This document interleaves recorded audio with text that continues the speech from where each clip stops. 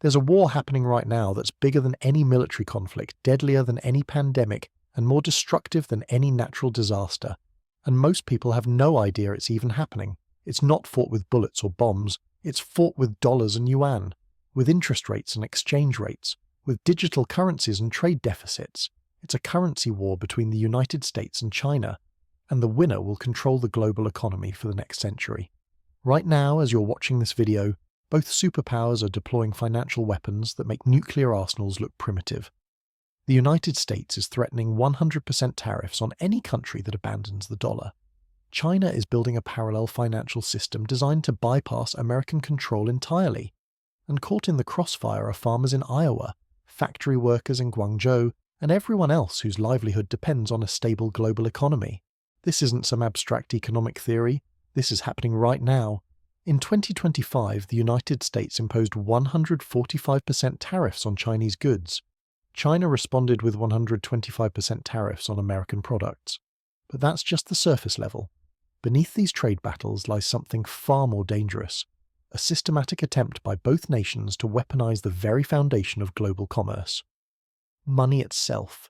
The Chinese Communist Party has deployed the world's most advanced digital currency with 260 million users and 7.3 trillion in transactions.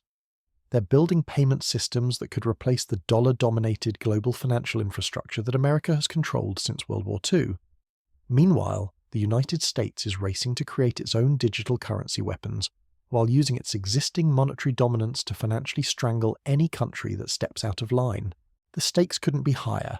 Whoever wins this currency war will control global trade, dictate international law, and shape the economic future of every country on Earth. Whoever loses will see their currency become worthless paper, their economy collapse, and their global influence evaporate overnight. And the terrifying truth is that there might not be any winners at all. Let me show you exactly how this currency war works, why it's escalating beyond anything we've seen before, and why the outcome will determine whether you can afford groceries next year. Because once you understand the weapons being deployed, you'll realize that every economic crisis, every inflation spike, every market crash is connected to this invisible war being fought with your money. Before we dive into the current conflict, you need to understand what currency warfare actually means. Most people think currencies just float freely in markets, rising and falling based on supply and demand. That's completely wrong. Currencies are weapons, and like any weapon, they can be manipulated, targeted, and deployed to destroy enemies. Currency warfare has three primary battlefields: exchange rate manipulation, where countries artificially weaken their currency to make their exports cheaper and imports more expensive; trade flow control, where nations use tariffs, subsidies, and regulations to direct money toward their economy and away from competitors; and payment system dominance, where whoever controls the pipes that money flows through controls global commerce itself. China has been fighting on all three battlefields simultaneously for over 2 decades. From 2001 to 2012, China's foreign exchange reserves exploded from $212 billion to $3.3 trillion. That's not natural market growth, that's systematic intervention.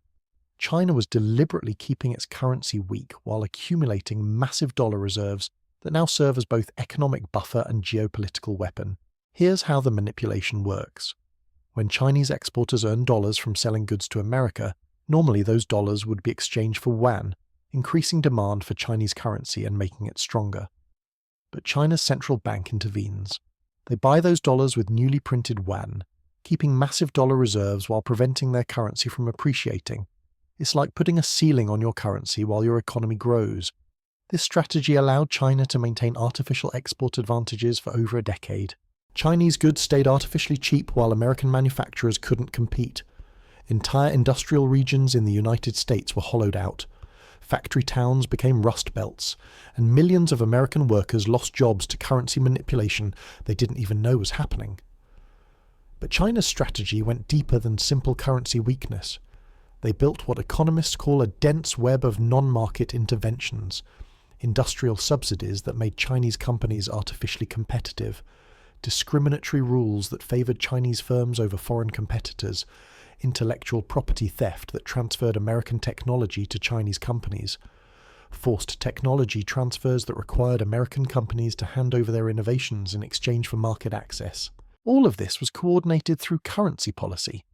The weak yuan made Chinese exports competitive globally, while the massive dollar reserves gave China the financial firepower to fund these interventions. By 2024, manufacturing represented 25% of China's entire economy. That's not a normal developed economy structure. That's a war economy designed to capture global market share through monetary manipulation. The United States initially ignored this currency warfare, believing that China would eventually play by international rules as its economy matured. That was a catastrophic miscalculation. Instead of adopting market-based currency policies, China doubled down on manipulation while building the infrastructure to challenge American monetary dominance directly. The American response, when it finally came, was reactive and often counterproductive. Traditional trade tools like tariffs could be offset by currency depreciation. China would simply let its currency weaken further, making American tariffs less effective while maintaining export competitiveness. It was like trying to stop a flood by building higher walls while your opponent controlled the dam. This dynamic created escalating cycles of retaliation. Higher American tariffs prompted Chinese currency weakness. Currency weakness increased America's trade deficit with China. Larger trade deficits created political pressure for even higher tariffs. Each side's defensive measures prompted more aggressive responses from the other, turning economic competition into economic warfare. The Trump administration marked a turning point in American strategy. For the first time in 25 years, the United States formally designated China as a currency manipulator. This wasn't just symbolic. It was a declaration that America would no longer tolerate China's monetary weapons and would develop countermeasures. But labeling China a currency manipulator was just the beginning. The real escalation came through weaponizing America's own monetary dominance. The United States began threatening massive tariffs on any country that moved away from dollar-based trade. This represented a shift from economic persuasion to economic coercion in maintaining monetary hegemony. The Biden administration kept Trump's tariffs in place and added new restrictions on Chinese technology companies, electric vehicles, and solar panels. But China had already anticipated American retaliation and was building alternatives to dollar-dominated global finance. What started as trade disputes had evolved into a fundamental challenge to the international monetary system that has governed global commerce since 1944. The current escalation under the second Trump presidency has reached levels that threaten to fragment the global economy entirely. The 145% tariffs on Chinese goods and China's 125% retaliatory tariffs represent the highest trade barriers between major economies since the 1930s. But these visible trade weapons mask the more sophisticated monetary warfare happening beneath the surface. China is systematically building parallel financial infrastructure designed to operate independently of American-controlled systems. The digital yuan allows China to process international transactions without using dollar-denominated payment networks. Chinese banks are developing trade finance mechanisms that bypass traditional correspondent banking relationships. And China's Belt and Road infrastructure investments are creating commercial relationships that naturally gravitate toward yuan-based transactions. Meanwhile, the United States is leveraging its control over global financial infrastructure to maintain monetary dominance. American sanctions can cut countries off from the international banking system. Dollar-based payment networks like SWIFT give America visibility into global transactions, and the Federal Reserve's ability to create dollars provides unlimited ammunition for financial warfare. The question is no longer whether this currency war will escalate further. The question is whether the global economy can survive the escalation. Because when the world's two largest economies weaponize money itself, everyone becomes collateral damage. The most devastating casualties of this currency war aren't found in government statistics or economic reports. They're found in the heartland of America, where soybean farmers watched their livelihoods evaporate overnight. Between 2017 and 2018, China's share of US soybean exports collapsed from 62% to 18%. Not because of market forces, because currency warfare had turned food into ammunition. American soybean farmers lost an estimated $24 billion in exports. Farm bankruptcies spiked across the Midwest. By 2019, farmers had planted 15% less soybean acreage than the previous year. These weren't abstract economic adjustments. These were family farms that had operated for generations, destroyed by monetary weapons they couldn't see coming. The soybean crisis reveals the asymmetric nature of currency warfare. Chinese retaliation targeted politically important agricultural constituencies in swing states, while China could easily source soybeans from Brazil and Argentina. It was precision economic targeting designed to create maximum political pressure on American policymakers. Currency wars don't just affect exchange rates, they reshape entire industries and destroy communities. But soybeans were just the beginning. Chinese tariffs devastated cranberry exports, which had grown 77% from 2007 to 2016. Hay exports collapsed. Ethanol shipments stopped. Each product represented farming communities that had built their economic future around Chinese demand, only to watch that demand weaponized against them. The human cost extends far beyond American agriculture. In Chinese manufacturing cities, factories that had relied on American components faced supply chain disruptions. Workers lost jobs as production moved to avoid tariff barriers. The currency war that was supposed to protect domestic industries ended up destroying the very people it claimed to help. This pattern is spreading globally because currency warfare creates negative externalities that force every country to choose sides. In October 2024, the European Union imposed tariffs of up to 45% on Chinese electric vehicles. Canada followed with 100% tariffs. Turkey raised automotive tariffs by 40%. India blocked Chinese investment deals and restricted imports over national security concerns. Indonesia, Thailand, Brazil and Chile have all introduced barriers to protect local businesses from what economists call the second China shock. This isn't just bilateral US-China conflict anymore. It's global economic fragmentation, driven by currency manipulation that floods the world with artificially cheap Chinese exports. The second China shock is particularly dangerous because it affects industries that countries consider strategically important for energy transition and climate goals. Chinese dominance in solar panels, electric vehicles, and battery technology forces nations to choose between environmental objectives and economic protection. Currency warfare has weaponized the green energy transition. Meanwhile, American currency dominance is alienating allies through indiscriminate tariff policies. The United States now imposes higher tariffs on some friendly countries than on China itself. Tariffs on India and Vietnam exceed those on China. Switzerland and Brazil face only slightly lower rates. Even Canada, which joined America in setting 100% tariffs on Chinese automobiles, faces high American tariffs on other goods. This scattered approach to currency warfare reveals a fundamental strategic problem.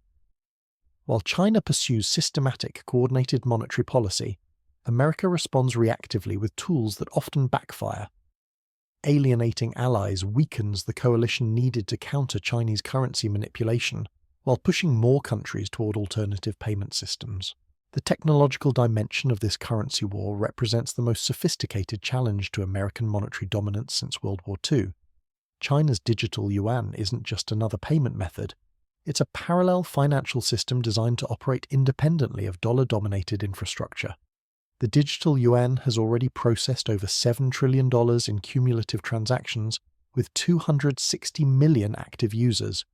But the real weapon isn't the domestic Chinese system. It's the cross-border payment network called mBridge that allows countries to trade directly in their own currencies without converting to dollars. mBridge connects central banks from China, Thailand, Hong Kong and the UAE in a wholesale digital currency system that bypasses traditional correspondent banking. Transactions settle instantly without dollar intermediation. Countries can trade oil for manufacturing goods using their own currencies, while China's central bank facilitates the exchange. This system is expanding rapidly. Over 150 countries now have some level of yuan-based trade arrangements with China. The yuan's share of global payments has doubled from 2.22% in 2019 to 4.33% in early 2025. That sounds small until you realize it represents trillions of dollars in transactions moving away from American oversight. The strategic implications extend far beyond payment processing. Digital currencies provide unprecedented capabilities for monetary surveillance, capital flow control, and sanctions resistance. Countries using mBridge can monitor every transaction while remaining invisible to American financial intelligence. It's monetary sovereignty through technological independence. America's response through the Genius Act attempts to maintain dollar dominance through private stablecoins rather than government digital currency. The act requires stablecoins to maintain 100% backing in US dollars or Treasury securities, essentially creating private currency boards that expand dollar usage globally. Treasury Secretary Scott Bessent projects the stablecoin market could reach $2 trillion by 2028, vastly expanding global dollar circulation. Stablecoin issuers already hold over $140 billion in Treasury bills, making them collectively larger holders of US debt than Germany. Cross-border stablecoin transactions now exceed $2.5 trillion annually, up tenfold since 2020. This creates a fascinating paradox.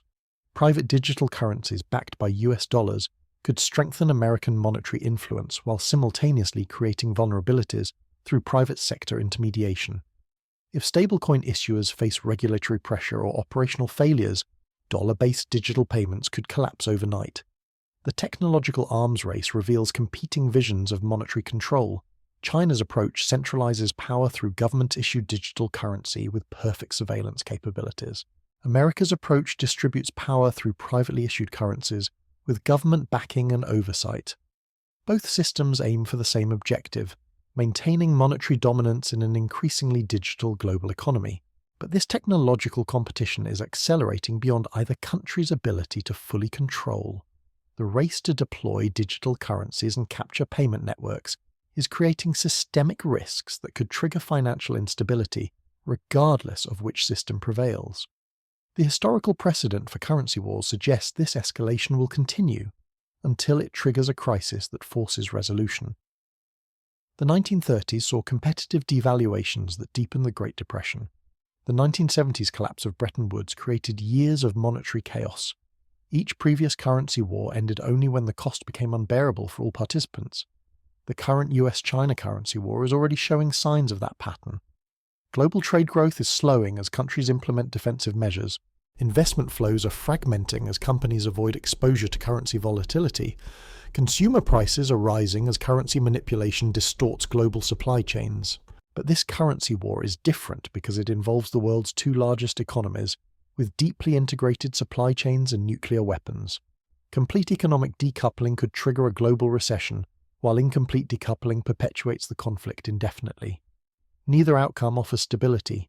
The technological dimension adds another layer of complexity because digital currency infrastructure, once deployed, becomes extremely difficult to reverse. Countries that adopt yuan-based payment systems may find themselves permanently dependent on Chinese monetary policy.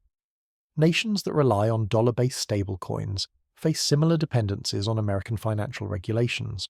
The currency war is approaching a critical inflection point, where incremental changes could trigger systemic transformation. The next phase will determine whether the global economy fragments into competing monetary blocks or evolves towards some form of digital currency coexistence.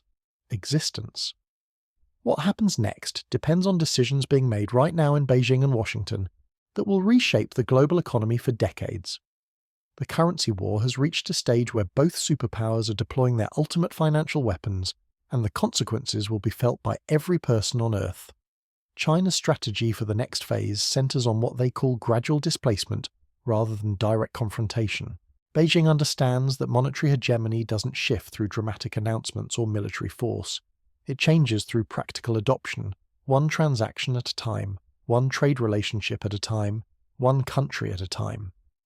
The Chinese approach leverages existing economic relationships to create natural demand for yuan-denominated transactions. When China builds infrastructure in Pakistan through the Belt and Road Initiative, those projects naturally use yuan financing.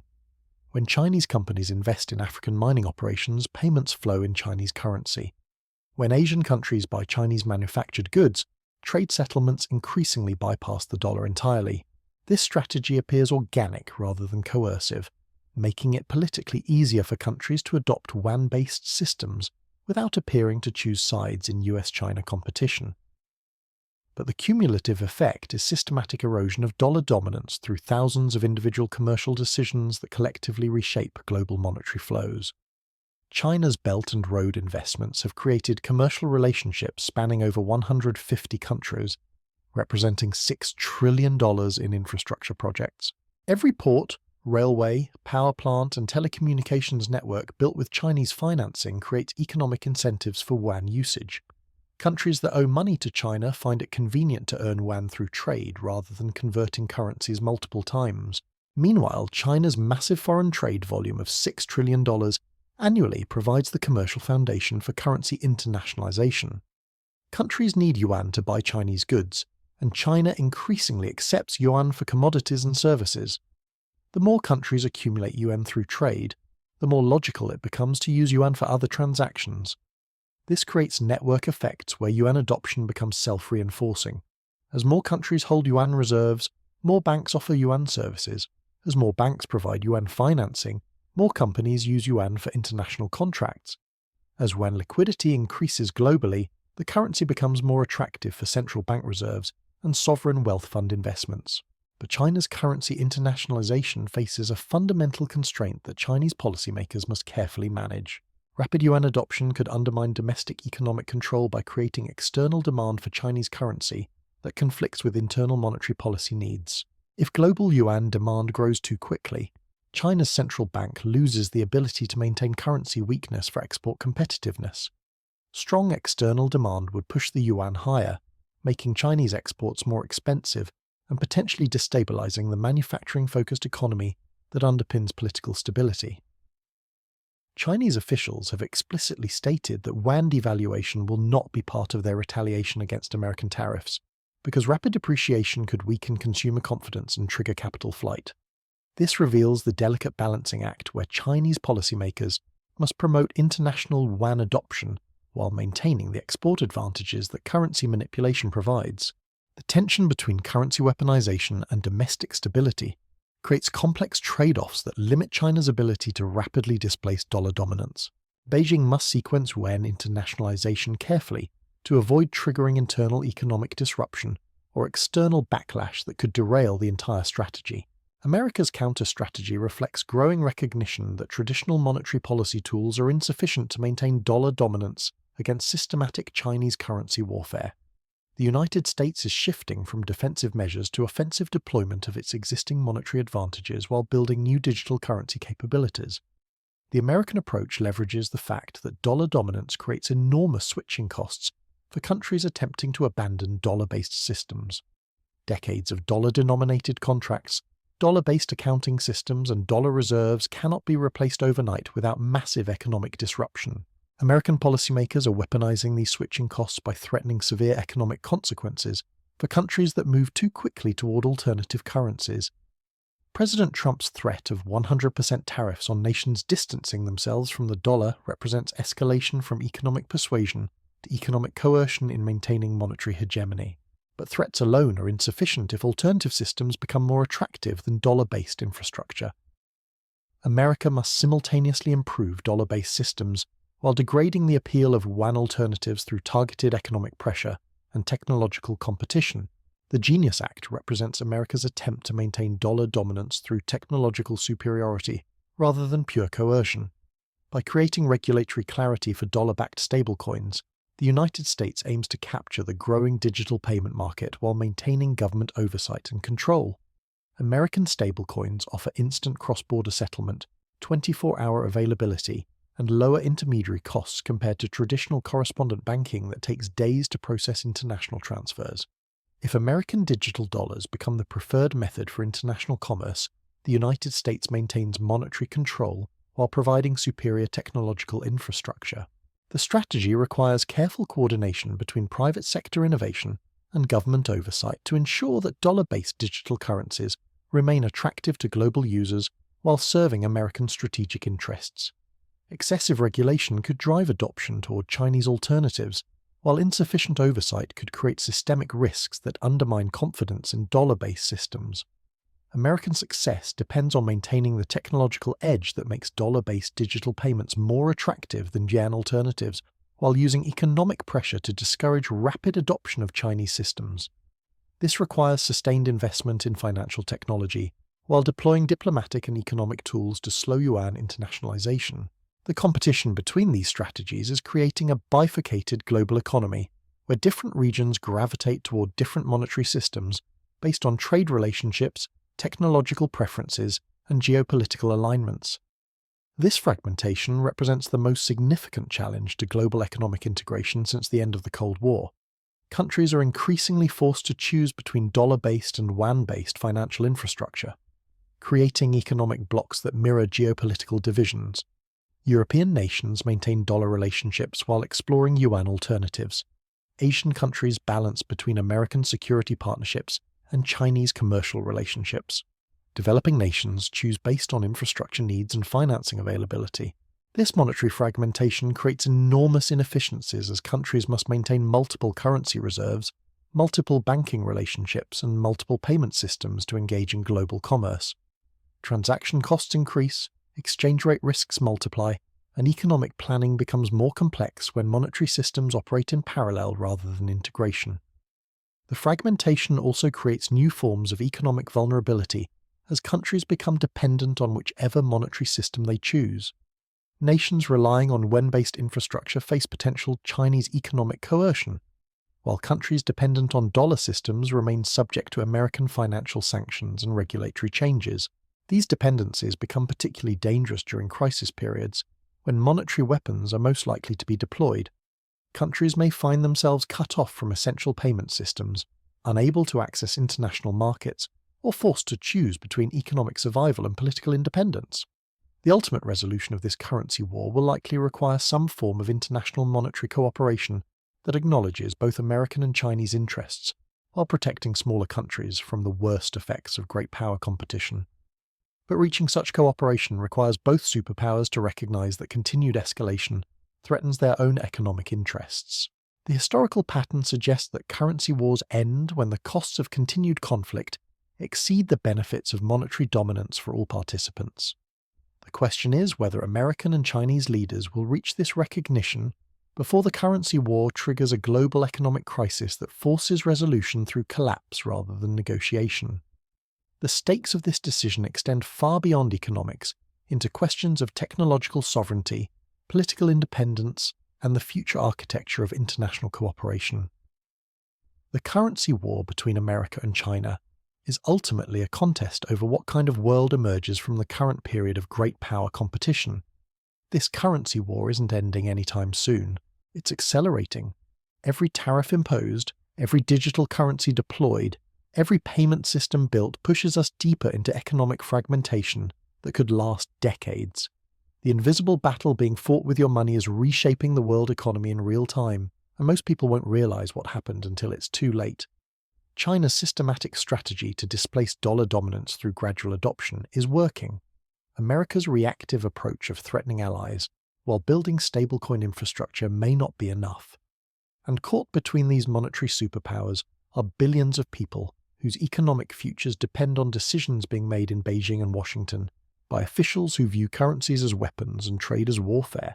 The next few years will determine whether we live in a world with one global currency system or competing monetary blocs that mirror geopolitical divisions. Whether your savings retain purchasing power or get destroyed by currency manipulation you can't control. Whether small countries maintain economic independence or become vassals to whichever monetary empire they choose. This isn't just about economics anymore, it's about power, control, and the future of global civilization itself. The currency war between America and China will determine which values, which systems, and which vision of economic organization shapes the next century. And that decision is being made right now, one transaction at a time, with consequences that will echo for generations.